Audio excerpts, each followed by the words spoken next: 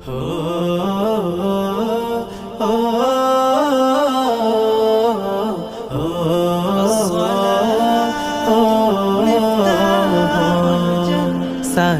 হলো পাঁচটি ফুলের একটি গাথা মালা। সালাত হলো পাঁচটি ফুলের একটি গাথা মালা।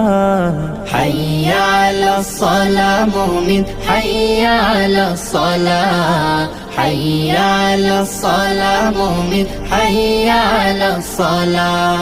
ভোর সকালে যে ফুল ফোটে ফজরেটা ফজর, ফুল কুড়াতে কেউ করো না তখন কোনো জোর।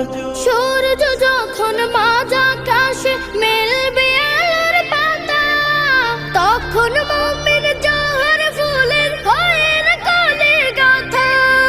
ফুলে ফুলে যায়